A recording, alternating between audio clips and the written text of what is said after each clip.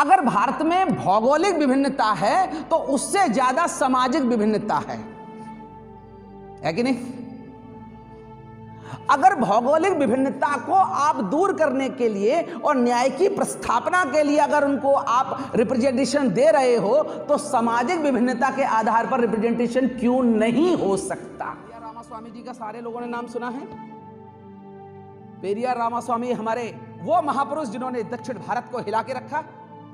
पेरियार रामास्वामी जी ने उस आंदोलन को टेक ओवर किया और उसकी जानकारी जैसे ही डॉक्टर बाबा साहब अंबेडकर के पास आने वाली थी, नेहरू ने डॉक्टर बाबा साहब अंबेडकर को immediately as a prime minister call out किया कि mister Ambedkar, you are the law minister of this country, therefore advise me. साथियों, ये सारा जो सिनेरियो हमारे सामने जब उभर कर आता है तो आपको और हमको ये समझने में आता है कि सारे निर्णय हाई कोर्ट और सुप्रीम कोर्ट के द्वारा ही संविधान की व्याख्या नहीं दुर्व्याख्या कर हमारे ऊपर।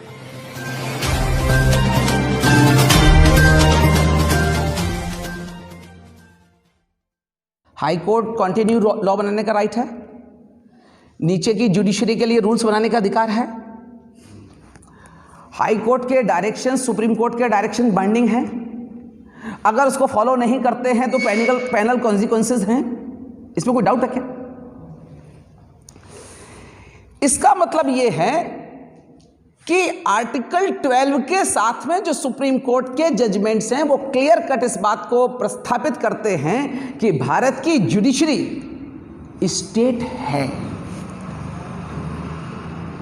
बहुत सारे साथियों को कॉलेजियम शब्द से कंफ्यूजन है। हमारे बहुत सारे साथी सोचते हैं कि collegium system is the appointing authority. It's a very wrong concept. Collegium system is not a appointing authority. Collegium system simply is a recommending body. Collegium system is not a appointing authority. Collegium system simply a recommending authority. Yes, the Supreme Court has held the recommendation made by the collegium is binding upon you. This is the problem. Supreme court ने यह कहा कि collegium के माध्यम से हम जो recommendation करेंगे वो रिकमेंडेशन बाइंडिंग होगी, आपको मानना होगा, लेकिन वो अपॉइंटिंग अथॉरिटी नहीं है। मैं 2-3 चीजें इसके बारे में क्लियर करना चाहूंगा आप सबको। ये कॉलेजियम आया क्यों? हम लोगों की मूल अवधारणा इस बात पर टिक जाती है कि कॉलेजियम का विरोध करो, कॉलेजियम का विरोध करो, कॉलेजियम का विरोध करो। मैं आपको स्पष्ट करना चाहता हूं, डॉक्टर अंबेडकर राष्ट्रीय अधिवक्ता संघ की ऐसी कोई पॉलिसी नहीं है। हमको थोड़ा सा सोचने का नजरिया बदलना है साथियों, क्योंकि जूनियर के सुपरविजन में अगर करना पड़ेगा तो निश्चित रूप से ये अपमान था उनके लिए। उन्होंने जुडिशरी से रिजाइन कर दिया और उन्होंने अपने आप को महसूस किया कि ये तो बड़ा गलत है, और उसके बाद में जुडिशरी ने इसका हल खोजा और उन्होंने हल ये खोजा कि ये जो चीफ जस्टिस किसको बनाना है या ये जज अपनी पसंद का लेकर आ जाते हैं, इसलिए उन्होंने जो राष्ट्रपति की जो कंसल्ट शब्द है उस कंसल्ट को उन्होंने थोड़ा सा वाइड किया, कंसल्ट शब्द को वाइड किया, एक्सपेंडिंग किया, और एक्सपेंडिंग करने के बाद में उन्होंने कहा क्योंकि जुडिशरी में जो अपॉइंटमेंट करने हैं वो कौन लोग उस क्षेत्र के एक्सपर्ट्स हैं या नहीं हैं, ये टेस्ट गवर्नमेंट नहीं कर सकती, एग्जीक्यूटिव नहीं कर सकती, क्योंकि उन्हें उनकी एक्सपर्टाइजेशन के बारे में नहीं मालूम है। इसलिए उन्होंने एक कॉलेजियम नाम की एक रिकमेंडिंग बॉडी का निर्माण किया, और वो केवल इसलिए किया कि हम जिनको नॉन पॉलिटिकल बैकग्राउंड के लोग हैं उनका रिकमेंडेशन लाएंगे, लीगल एक्सपर्ट्स हैं कि नहीं है ये रिकमेंडेशन लाएंगे, अपॉइंटमेंट गवर्नमेंट को ही करना है। Is it clear? यहां तक तो सही था।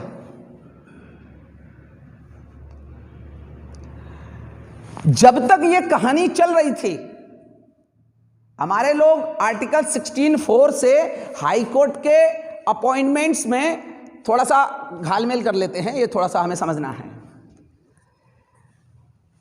Reservation and representation both are different things and the both are different words. Reservation and representation both are different words and the different concepts. Article 16 sub clause 4 में provision with regard to the reservation in the public employment. Judges of the High Court and judges of the Supreme Court are not the employment. They are not the employees. They are the person who are taking oath, who are taking oath under the Constitution. नौकर और संविधान के अंदर शपथ लेने वाले लोग, जो संविधान की रक्षा के लिए इंस्टीट्यूशन में काम करने वाले लोग हैं, वो दोनों वर्ग अलग हैं। उदाहरण मैं आपको बता रहा हूं स्टेट का। डिस्ट्रिक्ट लेवल के जो भी जजेस हैं appointed by the governor, appointed by the governor, HGS हो, मुंसिफ हो, जो भी हो, है ना। हाई कोर्ट में जो जज अपॉइंट होता है through warrant by the president of India, warrant से अपॉइंट होता है ना, लेकिन प्रेसिडेंट का ही वारंट होता है, चीफ जस्टिस का तो वारंट नहीं है ना। तो जो अपॉइंटिंग अथॉरिटी है वो गवर्नमेंट ही है। झगड़ा किस बात का है इधर हमारा, ये जो स्टेट है यानी कि supreme court, high court itself state, और इटसेल्फ स्टेट का मतलब है कि डिस्ट्रिक्ट जुडिशरी में जो लॉ है वो हाई कोर्ट की कंसेंट से बनता है। किसी भी स्टेट में जो डिस्ट्रिक्ट जुडिशरी है उसका लॉ स्टेट गवर्नमेंट इंडिविजुअली अपनी थॉट्स पर नहीं बना सकती, हाई कोर्ट के कंसेंट के अनुसार बनता है। मैं आपको एक केस का उदाहरण बताऊंगा। बिहार, स्टेट ऑफ बिहार का जो 5 जजेस का जो जजमेंट है, आपको मालूम होगा बिहार के स्टेट ने एक कानून पास किया कि एचजीएस में रिजर्वेशन होना चाहिए। एचजीएस के रिजर्वेशन के जो उसने रूल्स पास किए, हाई कोर्ट ने कहा कि हम इनको नहीं मानते। तो वहां का गवर्नर स्टेट गवर्नमेंट के साथ में था, तो उसने कहा कोई दिक्कत नहीं है, रूल बनाने की हमारी शक्ति है। गवर्नर ने रूल बनाकर उसको नोटिफाइड कर दिया। रूल जब नोटिफाइड हो गया, हाई कोर्ट में आर्टिकल 226 के अंदर जुडिशियल पावर में वो जो रूल्स थे वो चुनौती दिए गए। चुनौती देने के बाद में हाई कोर्ट ने रिट एंटरटेन किया, बनाने वाले वो थे, एंटरटेन किया, और हाई कोर्ट ने एंटरटेन करने के बाद में उन रूल्स को नल एंड वॉइड डिक्लेयर कर दिया, अल्ट्रा वायरस डिक्लेयर कर दिया। स्टेट गवर्नमेंट सुप्रीम कोर्ट गई, स्टेट गवर्नमेंट सुप्रीम कोर्ट गई और सुप्रीम कोर्ट ने बड़े मासूम तरीके से कहा कि जुडिशरी और स्टेट गवर्नमेंट का आपस में आमना सामना अच्छी चीज नहीं है, क्योंकि दोनों ही institution is the pillar of the constitution. Government और जुडिशरी आपस में हमें भिड़ना नहीं चाहिए, एक दूसरे से सामंजस्य बनाना चाहिए। लेकिन सुप्रीम कोर्ट ने व्याख्या क्या किया, भिड़ना नहीं चाहिए इतना तो कहा, लेकिन बाद में यह भी कहा कि जो ये कानून बनाया स्टेट गवर्नमेंट ने गलत बनाया, क्योंकि जुडिशरी के लिए कोई भी कानून बनाना है तो हाई कोर्ट की कंसल्टिंग, और वो भी कंसल्टिंग बाइंडिंग होगी, उसके अनुसार लॉ बनेगा। कर दिया व्याख्या। मेरे विद्वान साथियों, कॉलेजियम की जो एंट्री भारत में हुई वो रिकमेंडेशन के लिए हुई, और रिकमेंडेशन के अनुसार उनका यह कहना था free and fair appointment high court के अंदर हो। इस बात के लिए उन्होंने कॉलेजियम के सिस्टम का निर्माण किया। कॉलेजियम के सिस्टम के निर्माण में आपको मालूम है बहुत ज्यादा जरूरत नहीं है। चीफ जस्टिस और सीनियर मोस्ट जो जजेस होते हैं, दे आर द रिकमेंडिंग जजेस।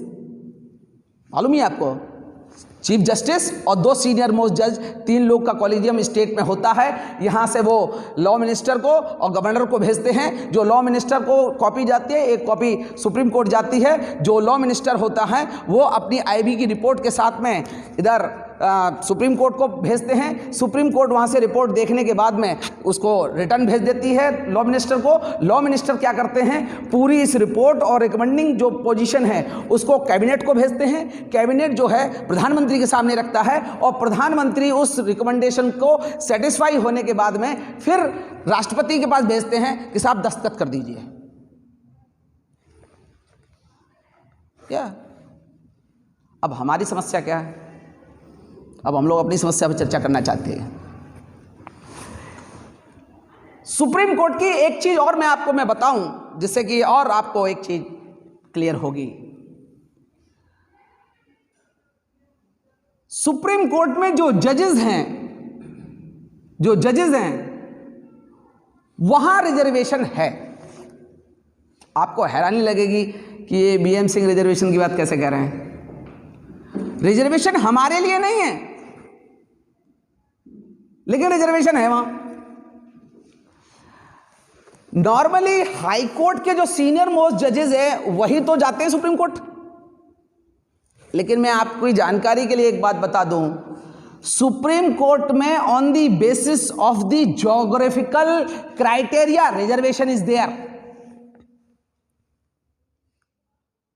उन्होंने कोटा फिक्स किया है। इलाहाबाद हाई कोर्ट का 4 जजेस 5 जजेस, हरियाणा का 1, पंजाब का 1 2 3 जजेस, दिल्ली का 1 2 जजेस, फलाने का 1 2 जजेस, और जो छोटे छोटे स्टेट हैं उनका 5-6 स्टेट का मिलाकर किया 2 3 जजेस। कहने का मतलब है जब आसाम का कोटा खाली होता है तो आसाम में बैठा हुआ जज जूनियर क्यों ना हो, इलाहाबाद में बैठा हुआ जज सीनियर क्यों ना हो, हरियाणा में बैठा हुआ जज सीनियर क्यों ना हो, अगर कोटा आसाम का खाली हुआ है तो आसाम के जूनियर जज को सुप्रीम कोर्ट में प्रमोट किया जाता है। क्या तर्क है उसका? जब आप रिकमेंडेशन को, जो एमओपी है, मेमोरेंडम ऑफ प्रोसीजर, जब आप एमओपी को पढ़ोगे तो आपको पता चलेगा उन्होंने कहा कि भारत जो है ज्योग्राफिकल आधार पर बहुत ही विभिन्न क्षेत्रों का देश है और ज्योग्राफिकल आधार पर यहाँ इतनी विभिन्नता है, यदि सबको हमने अगर वहाँ पर रिप्रेजेंटेशन नहीं दिया तो उस क्षेत्र विशेष में अन्याय होगा। मेरा एक लॉजिकल सवाल है, अगर भारत में भौगोलिक विभिन्नता है तो उससे ज्यादा सामाजिक विभिन्नता है कि नहीं? अगर भौगोलिक विभिन्नता को आप दूर करने के लिए और न्याय की प्रस्थापना के लिए अगर उनको आप रिप्रेजेंटेशन दे रहे हो तो सामाजिक विभिन्नता के आधार पर रिप्रेजेंटेशन क्यों नहीं हो सकता? क्या यह मेरा सवाल उठाना गलत है? अगर भौगोलिक विभिन्नता के आधार पर अन्याय को दूर करने के लिए आपने सुप्रीम कोर्ट में प्रोसीजर बना दिया कि नहीं भाई, इलाहाबाद हाई कोर्ट का जज सीनियर भले हो लेकिन आसाम वाले को भी रिप्रेजेंटेशन देना है, तो जूनियर आदमी को सुप्रीम कोर्ट ले जाते हैं, इस सीनियर आदमी को यहीं पर रोक कर रखते हैं, रिप्रेजेंटेशन दे रहे हैं। तो मेरा यह कहना है अगर भौगोलिक विभिन्नता के अन्याय को दूर करने के लिए रिप्रेजेंटेशन हो सकता है तो सामाजिक विभिन्नता के आधार पर रिप्रेजेंटेशन क्यों नहीं हो सकता? One question. सेकंड, हमारे कुछ साथी कहते हैं कि इंडियन जुडिशियल सर्विस बन जाएगी, समस्या दूर हो जाएगी। मैं उन विद्वान साथियों को यह बात याद दिलाना चाहता हूं, इंडियन जुडिशियल सर्विस बन जाए अलग विषय है, हाई कोर्ट और सुप्रीम कोर्ट के जजेस का अपॉइंटमेंट और जो सिस्टम है वो अलग विषय है।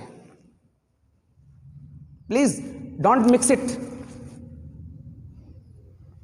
इंडियन जुडिशियल सर्विस का केवल इतना ही मतलब होगा कि इंडिया लेवल पर जुडिशियल सर्विसेज की भर्ती हो जाएगी, तो जैसे आईएएस हर प्रदेश में घूमता है इधर से उधर, ऐसे ही आपके जजेस ऑल इंडिया लेवल में इधर से उधर ट्रांसफर हो सकते हैं। लेकिन हाई कोर्ट का जो बेसिक कॉन्सेप्ट है वो डिफरेंट है। हाई कोर्ट की तो पूरी व्यवस्था है, लिखी है ना, 217 में 224 में पूरी व्यवस्था लिखी है ना, क्योंकि जो हाई कोर्ट्स हैं this is the part of the federal system. जैसे हर राज्य के लिए एक विधानसभा निर्धारित है, उसी प्रकार हर राज्य के लिए हाई कोर्ट निर्धारित है। जैसे विधानसभा एबॉलिश नहीं हो सकती फेडरल सिस्टम में, उसी प्रकार हाई कोर्ट भी उसी फेडरल सिस्टम का अंग है।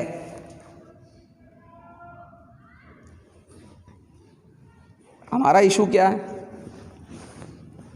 ये हमारा इशू क्या है साथियों? As per constitution there are 3 pillars.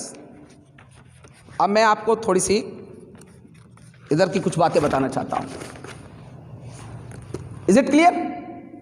3 pillars under the constitution. एक पिलर है क्रिएचर ऑफ लॉ, पार्लियामेंट और Vidhan Sabha creature of law. Second pillar है एग्जीक्यूटिव, आईएएस से लेकर नीचे तक सर्विसेज है। और तीसरा पिलर है judiciary, implementation of law who are violating the law, guardian of the constitution. ये 3 पिलर है। चौथा पिलर मीडिया कहा जाता है, संविधान में उसका कोई वो नहीं है, प्रैक्टिकल उसका रूप है। मैं इन तीनों के बारे में चर्चा ना करके जुडिशरी की ही चर्चा करूंगा थोड़ी सी। ये 2 पिलर के बारे में केवल 2 बात कहकर मैं आगे बढ़ जाऊंगा। हमारे एक सामाजिक कार्यकर्ता साथी ने एक इंपॉर्टेंट बात कही थी इधर, हम जैसे पॉलिटिकल पावर की बात करते हैं, बात ठीक है, तो क्या पॉलिटिकल पावर का आप यही मीनिंग मानते हैं कि हमारी ही सरकार, एक ही दल की सरकार और हमारा ही नियंत्रण, ये माना जाता है क्या? मैं अगर शेड्यूल कास्ट की अगर बात कर रहा हूं, क्योंकि हमारा विजन 85% है SC ST OBC और माइनॉरिटी। अभी हम लोग शेड्यूल कास्ट की अगर बात करते हैं थोड़ी देर के लिए, भारत का संविधान जिस दिन से लागू हुआ उस दिन से देश की पार्लियामेंट में आपका रिप्रेजेंटेशन है कि रिजर्वेशन है कि नहीं है? फिक्स है। वो इस पार्टी से हो या उस पार्टी से, वो इस पार्टी से हो या उस पार्टी से, वो परमानेंट है। भारत में आज की तारीख में भी 131 सांसद पूरे देश से चुनकर जाते हैं पार्लियामेंट में। ए ना होगा, बी होगा, बी ना होगा, सी होगा, सी ना होगा, डी होगा, but it is necessary he would be a representative of the schedule caste और द शेड्यूल ट्राइब। मैं कहता हूं 131 सांसद और विधायक हर विधानसभा में रिप्रेजेंटेशन है आपका, यूपी में या कहीं भी, है ना? सवाल यह है, अगर 131 सांसद जो कानून बनाने वाले लोग हैं, अगर वो अपने समाज के अधिकारों की लड़ाई लड़ते, तो क्या वो 131 सांसद के रहते कोई भी बिल हमारे विरोध में पास हो सकता था? मैं कहता हूं 131 सांसद होने का मतलब है बिना किसी पार्टी के एक बहुत बड़ी पार्टी होना। इज इट करेक्ट और नॉट? बिना किसी पॉलिटिकल पार्टी के हुए 131 सांसद होना, और यदि वो हमारे समाज के निर्णय के साथ में होते, अधिकारों के साथ में होते, तो बिना किसी पार्टी के भी वो 131 सांसद इतने ज्यादा हैं कि हमारे विरोध में कोई निर्णय लेना आसान नहीं था। लेकिन इसके आगे मैं पॉलिटिकल लीडर्स के बारे में नहीं बोलूंगा। क्या वो 131 सांसदों का प्रभाव हकीकत में दिख भी रहा है? एक सुर से शायद मेरा ये देश अब ये समझने लगा है, हमारे लोग समझने लगे हैं कि ये जो पॉलिटिकल रिजर्वेशन से लोग पहुंचे और डॉक्टर बाबा साहब अंबेडकर ने जो कहा था वो बात सच साबित हो गई। उस कानून बनाने वाले को तो ये भी नहीं मालूम है कि ये बिल कौन सा आ रहा है, उसे तो ये भी नहीं मालूम। रिप्रेजेंटेशन है, अनइफेक्टिव रिप्रेजेंटेशन है, अनइफेक्टिव। हैरानी होगी थोड़ा सा, अभी मैं यूपी के जब आपको जिक्र करूंगा इसके बारे में, 31 नाम का रिकमेंडेशन हुआ इलाहाबाद हाईकोर्ट से during this corona pandemic. Out of 31, there was no single name of the scheduled caste person recommended. जब हमको जानकारी मिली, we have write down a letter to the Chief Justice of Allahabad High Court. We want to some time to place the important facts, but he is not permitted to us. Again, we have sent a reminder. Honorable sir, we want to place some important facts with regard to these recommendations. Therefore, some minutes may be permitted to us. He has not given any attention to our letter. Why? हम लोगों ने meeting बुलाई, meeting में निर्णय लिया, okay, अगर हमें मिलने का समय नहीं देगा तो हम बात नहीं बोलेंगे, रास्ता निकालना पड़ेगा। बहुत सारे वकील कमजोर या सामान्य आदमी क्या कहता है, साहब लेटर लेने से मना किया, तो हम लोग क्या सलाह देते हैं, अरे नहीं ले रहा है कोई नहीं, रजिस्ट्री कर दे। यही तो बोलते हैं आप और हम, रजिस्ट्री कर दे। चीफ जस्टिस को ऑफिशियल मेल किया, उसके बाद हमने निर्णय लिया कि भाई और तो नहीं, लेकिन हमारे शेड्यूल कास्ट के जो सांसद विधायक हैं इस प्रदेश भर में, उनके पास में ये मुद्दा ले जाएंगे और इसके समर्थन में उनसे कहेंगे कि वो पार्लियामेंट में अपनी ये आवाज़ उठाएं। दूसरी तरफ जो प्रेसिडेंट ऑफ इंडिया है, जो लॉ मिनिस्टर है, उसको हमारे मुद्दे के समर्थन में पत्र लिखें। अब बहुत उसमें से उत्तर प्रदेश में 17 सांसद शेड्यूल कास्ट के हैं, 17 सांसद को अप्रोच किया गया तो ज़्यादातर सांसद तो भाजपा के समर्थन में उनसे जीते हुए हैं। जो भाजपा के समर्थन से नहीं जीते थे उनमें से 5-6 सांसदों ने हमारे मुद्दे के समर्थन में पत्र लिखा और उन्होंने कहा कि हम कोशिश करेंगे आपकी बात उठाने की। करीब 17-18 विधायकों ने भी हमको पत्र दिया। जिन्होंने पत्र दिया उनको धन्यवाद, जिन्होंने नहीं दिया मैं उसका आपको उदाहरण सुना दूं, आपको मज़ा आ जाएगा। आगरा के एक विधायक हैं, इत्तेफाक से सरकार में राज्य मंत्री भी हैं, उसके पास जब गए तो उसने हमारे लोगों को क्या कहा, हमने तो केवल रिकमेंडेशन जो थी उसके बारे में ये कहा था कि भाई हमारे लोगों का भी नाम होना चाहिए, अच्छे लोग उपलब्ध हैं। तो उस नेताजी ने कहा ये तो सरकार विरोधी काम है और हम तो सरकार में मंत्री हैं, तो हम सरकार में मंत्री हैं तो सरकार विरोधी काम में आपका साथ कैसे दे सकते हैं। तो हमारे जो अधिवक्ताओं की टीम गई थी, क्योंकि अधिवक्ता साथी गए थे, तो अधिवक्ता साथी ने कहा हमारे समाज का वहाँ रिप्रेजेंटेशन नहीं है और होना चाहिए, इस समर्थन में यदि हम बात कर रहे हैं तो ये सरकार विरोधी है। बोले बिल्कुल। तो उसका हमारे लोगों ने जवाब दिया, अगर सरकार के अनुसार अगर अपने अधिकार मांगना, रिप्रेजेंटेशन मांगना अगर सरकार विरोधी कार्य है और तुम उसके इस कार्य में समर्थन कर रहे हो तो हमारे विरोध में काम कर रहे हो नहीं कर रहे हो? विरोध में काम कर रहा नहीं कर रहा?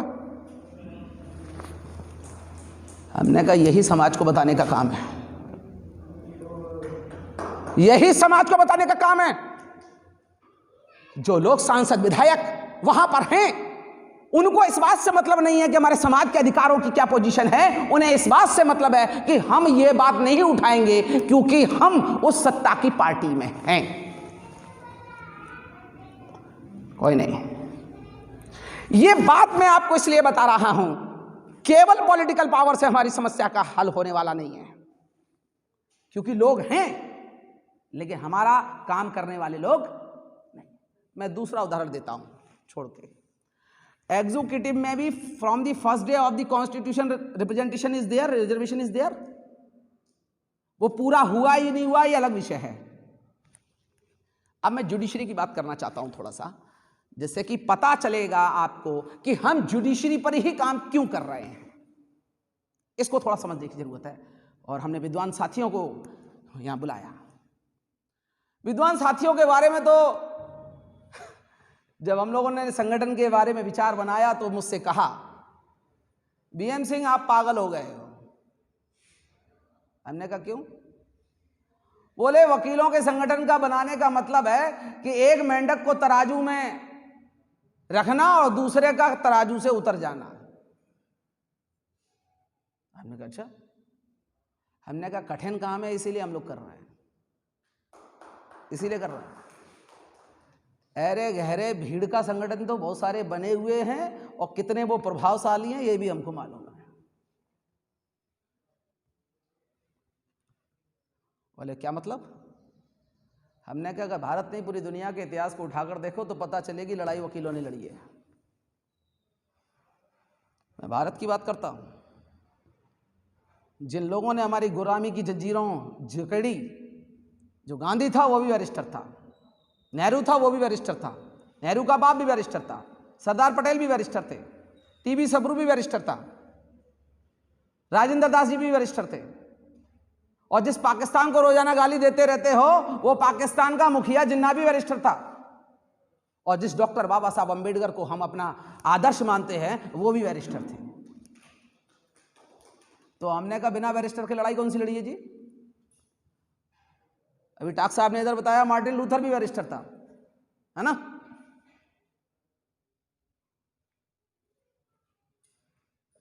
भारत अमेरिका का पहला राष्ट्रपति भी बैरिस्टर था। साउथ अफ्रीका में नेल्सन मंडेला वो भी बैरिस्टर था। हमने कहा वकीलों की केवल एक दिक्कत है, जब तक मेरे भाई अंदर से स्वीकार नहीं करेंगे तब तक कोई काम नहीं करेंगे। ये तो कोई समस्या की बात नहीं है। अगर किसी हमारे भाई का सवाल है, पॉजिटिव सवाल है, तो हम भरकस कोशिश करेंगे अपने भाइयों के सामने तथ्य रखने की, क्योंकि मैं जानता हूं भीड़ और शेर में अंतर होता है। भेड़ बकरियां वो चीज हैं, कोई भी एक शख्स छोटे से डंडे से उन्हें हाँक सकता है। शेरों की संख्या जंगल में गिनी चुनी होती है, 2 4 5 ही होते हैं, लेकिन वो 2 4 5 ही पूरे जंगल को हिलाते हैं। पूरा जंगल का कांपता है, थर्राता है, इधर से ना आ जाए, उधर से ना आ जाए, किधर से ना आ जाए। इस काले कोट को जब आप और हम पहन लेते हैं, अलग से महसूस होता नहीं होता कुछ शक्ति आ गई है। ऐसा लगता है जैसे कि कवच पहन लिया हो, वो सूर्य वाला कर्ण जो था कवच पहन लिया, अब सामने मत आना हमारे। पुलिस वाले अत्याचार क्यों कर सकते हैं? क्योंकि कानून का थोड़ा सा जानकार होता है। वकील से ही भिड़ंत क्यों होती है? क्योंकि तूने जितना कानून बनने के बाद नहीं पढ़ा, वकील तो 28 कानून बनते समय ही पढ़ लेता है। सिलेबस में ना 28 से ज्यादा कानून। मेरे विद्वान साथियों, विद्वान अधिवक्ताओं को हमने इसलिए बुलाया क्योंकि हमें ऐसा लगता है कि इस देश में डॉक्टर बाबा साहब अंबेडकर ने जो कहा था कि 10 डॉक्टर 20 इंजीनियर 30 वकील जिस समाज में हो, उस समाज की ओर लोग उंगली तो छोड़ो, आंख उठाकर नहीं देख सकता। दिक्कत यह है कि हमारे विद्वान अधिवक्ताओं को सामान्य लोग बेकार समझते हैं,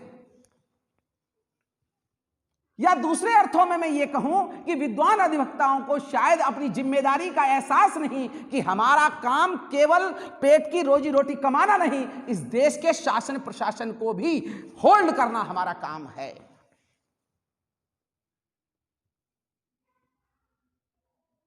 मैं लोगों को कहता हूं, हमारे धंधे की बात मत करना। हमारा धंधा कौन सा धंधा है? जब लोगों की अक्ल खत्म हो जाती है तो लोग पैसे देकर हमारे पास अक्ल लेने आते हैं। वकील साहब ये लो 10,000 रुपए, कुछ अक्ल दे दो। गलत है? यही तो है ना। और क्या करते हो? अरे कलम उठाई, अक्ल बता दिया। मेरे विद्वान साथियों, हमने विद्वान अधिवक्ताओं को ही फोकस क्यों किया, इसकी केवल 2-3 बातें बताकर फिर मैं बात को अपनी को सब्साइड कर दूंगा। इधर मैं केवल पहला उदाहरण दूंगा, फिर लास्ट 2-3 उदाहरण देकर बात को रोकूंगा। भारत का संविधान 26 नवंबर 1949 को बना, क्लियर है? 26 जनवरी 1950 को भारत का संविधान लागू हुआ, क्लियर है? आपको मालूम होगा मद्रास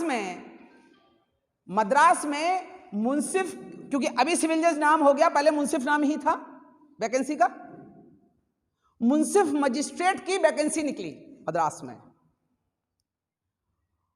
और दोरायजी राजन नाम का मुकदमा मद्रास हाईकोर्ट में आया क्योंकि by way of government order reservation was provided to the SC/ST persons. Dorairajan नाम की महिला ने मद्रास हाई कोर्ट में रिट पिटीशन फाइल किया और रिट पिटीशन फाइल कर कर उन्होंने कहा कि ये जो गवर्नमेंट ऑर्डर है जिसके माध्यम से रिजर्वेशन दिया जा रहा है, ये रिजर्वेशन जो है अगेंस्ट द कॉन्स्टिट्यूशन है, on the ground of inequality, article 14। मैं आप विद्वान अधिवक्ताओं को इस डेट के क्रोनोलॉजिकल सिस्टम से एक बात उनको सामने रखना चाहता हूं। 1951 उसका जजमेंट का जो साइटेशन है वो है AIR 1951 Madras page 120 full bench Supreme Court, Dorairajan Champakam case 1951 यानी 1951 में आपको मालूम है बाबा साहब थे। आपको यह बात भी मालूम है कि 1951 में जब यह मामला आया तो उस समय हाई कोर्ट और सुप्रीम कोर्ट में जो जज थे उनके सामने ही भारत का संविधान जब लागू हो रहा था और भारत के संविधान के लिए जो डिबेट हो रही थी, वहां क्या बहस हो रही थी, उन लोगों को भी मालूम था, उसी लेवल के विद्वान थे। तो सुप्रीम कोर्ट और हाई कोर्ट में बैठे हुए जजों को नहीं मालूम था कि आर्टिकल 14 का रियल सेंस क्या है, नहीं मालूम था। क्या यह माना जा सकता है कि those persons who are holding the post of the high court जज और द सुप्रीम कोर्ट जज they doesn't know what is the basic concept of the equality? Can it presume it? मेरा दिल मानने को तैयार नहीं है, मेरा दिलो दिमाग मानने को तैयार नहीं है। निश्चित रूप से मेरा मानना है उनको मालूम था कि बेसिक कॉन्सेप्ट क्या है। बेसिक कॉन्सेप्ट इक्वलिटी लाने का था, इक्वलिटी है ये नहीं था। दोनों शब्द अलग हैं कि नहीं? भारत में इक्वलिटी घोषित कर दी गई थी या भारत में इक्वलिटी स्थापित करनी थी? करनी थी ना। 1951 में पहला अवसर मिला देश की न्यायपालिका को, पहला हमारे अधिकारों के बारे में पहला अवसर मिला। भारत का संविधान जैसे ही सामने आया पहला अवसर मिला व्याख्या करने का। और कितनी हैरानी की बात है, पहली व्याख्या हमारे विरोध में की गई। पहली व्याख्या हमारे विरोध में की गई और सुप्रीम कोर्ट और हाई कोर्ट ने कहा कि भारत के संविधान में वो जो रटी हुई बात है कि आर्टिकल 12 में जुडिशरी कहीं नहीं लिखा है, ये रटी हुई बात हुई ना। उसी प्रकार उन्होंने कहा कि भारत के संविधान में नौकरियों में रिजर्वेशन देना ये कहीं नहीं लिखा है, इसलिए आर्टिकल 14 का उल्लंघन है, इसलिए ये गवर्नमेंट ऑर्डर अल्ट्रा वायरस है। खत्म कर दिया। पहले अवसर पर ही हमारे विरोध में व्याख्या किया। मामला दिल्ली आया। पेरियार रामास्वामी जी का सारे लोगों ने नाम सुना है। पेरियार रामास्वामी हमारे वो महापुरुष जिन्होंने दक्षिण भारत को हिला के रखा।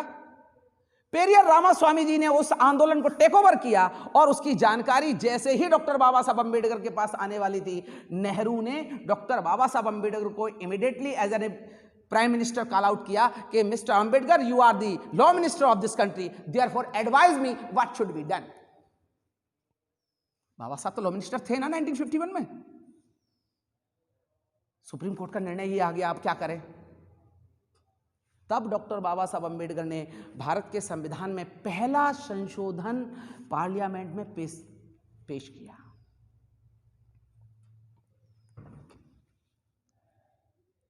अच्छा, आप सोचिए, आर्टिकल 16 सब क्लॉज 4 जो जोड़ा गया भारत के पहला संशोधन, तो जरूरी था कि फंडामेंटल राइट के चैप्टर में जोड़ते, वो लास्ट में भी लिख सकते थे कहीं। जो हमारे लीगल एक्सपर्ट्स हैं शायद उनको यह बात मालूम होगी। It is more important thing what thing is where is mentioned. कौन सी चीज कहां लिखी है उसका मीनिंग है ना। कौन सी चीज ऊपर है, कौन सी चीज नीचे है, कौन सी चीज किस चैप्टर में है, उसका मीनिंग है ना। पहला संशोधन डॉक्टर बाबा साहब अंबेडकर ने किया और भारत के संविधान में संशोधन करते हुए फंडामेंटल राइट के चैप्टर में उसको लिखा बाबा साहब ने। फंडामेंटल राइट के चैप्टर में क्यों लिखा? जब नेहरू और डॉक्टर बाबा साहब अम्बेडकर का डिस्कशन हुआ तो उन्होंने कहा कि ये व्याख्या का सवाल अगली बार फिर कुछ ना कुछ हो जाएगा, अगर इसे फंडामेंटल राइट के हम चैप्टर में लिख देते हैं तो ये भविष्य के लिए झगड़ा खत्म हो जाएगा। झगड़ा क्या खत्म हो जाएगा? फंडामेंटल राइट और डायरेक्टिव प्रिंसिपल्स के इफेक्ट सेम है क्या? If we are the lawyers, we know what is the differences of the directive principles and the fundamental right. You cannot claim it directive principles against the state, but we have the fundamental right to claim the rights against the state. This is the basic difference.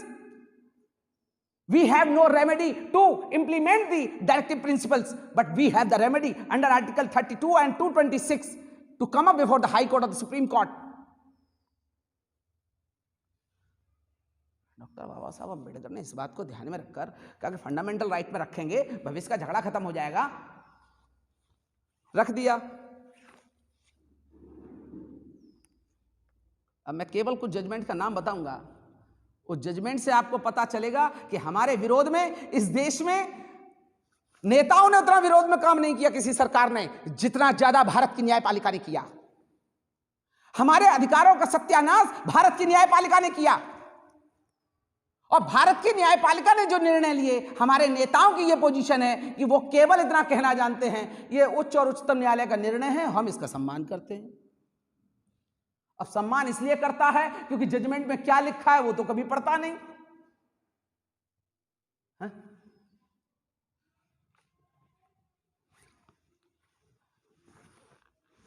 Mandal commission की बात सबको याद है।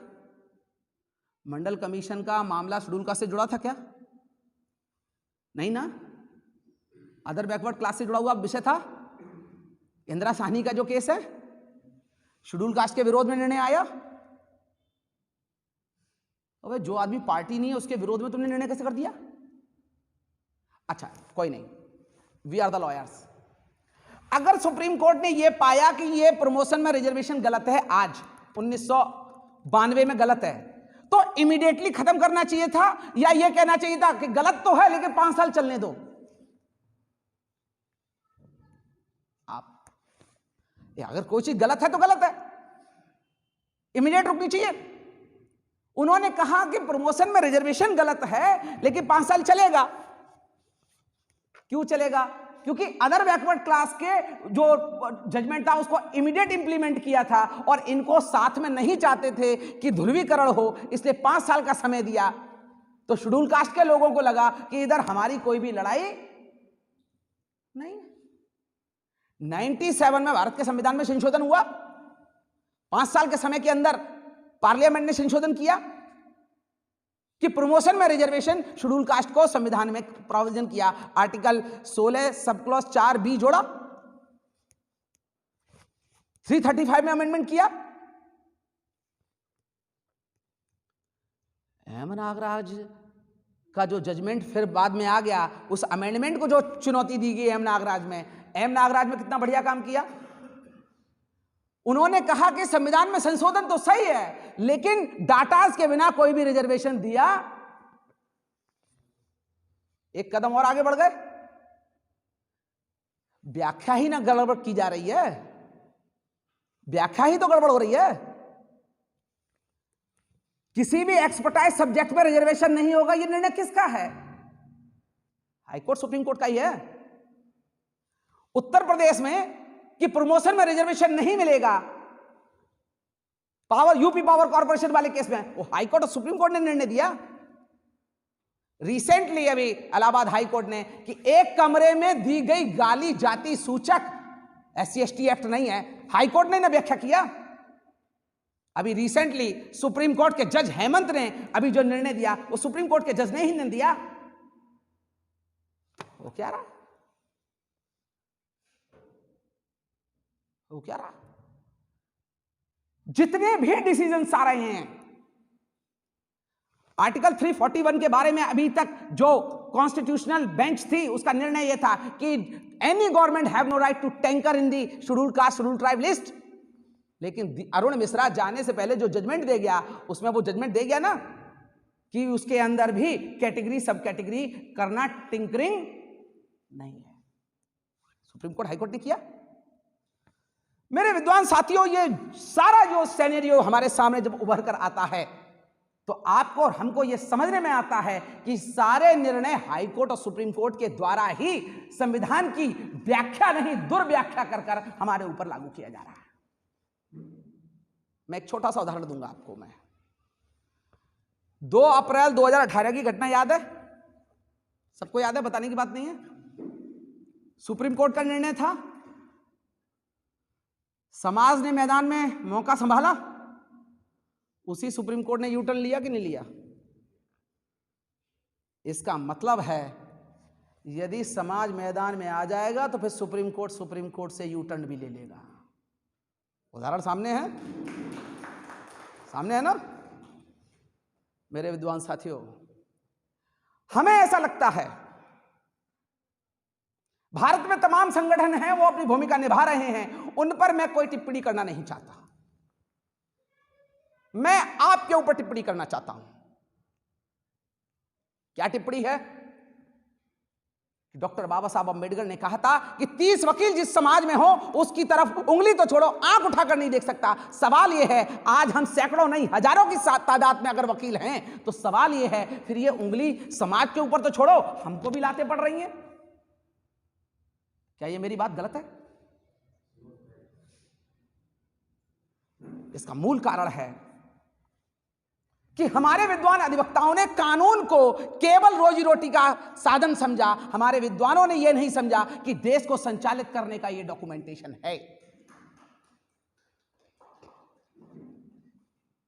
इसीलिए मेरे विद्वान साथियों, इधर हम लोगों ने जो एफर्ट्स किया उसके लिए कोशिश यह है कि हम कागज पर नहीं जमीन पर अधिवक्ता संगठन उतारना चाहते हैं।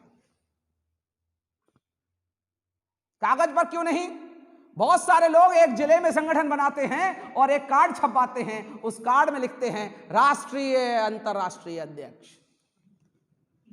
आप झज्जर के बगल में गुड़गांवा है कि साहब पलवल है कि साहब वो करनाल है कि सोनीपत है कि पानीपत है, हमारे आगरा के बगल में फिरोजाबाद है कि मैनपुरी है कि इलाहाबाद है, नहीं मालूम है, लेकिन संगठन हमारा राष्ट्रीय है, ऐसा लोग कहते हैं। अब जिन लोगों की जड़ें जमीन में नहीं हैं, तो क्या इतनी उच्च कोटि के बदमाशों से लड़ाई जीती जा सकती है? मेरे विद्वान साथियों, इसीलिए हम लोगों ने फैसला किया संगठन कागज पर नहीं जमीन पर बनाएंगे। जमीन का मतलब है जमीन पर बनाएंगे। अपना चैनल, आपका चैनल, समाज का चैनल, देश का चैनल एनबी न्यूज 24/7 को आप लाइक करें, सब्सक्राइब करें और ज्यादा से ज्यादा इसकी वीडियो को शेयर करें ताकि हर खबर को मैं आप तक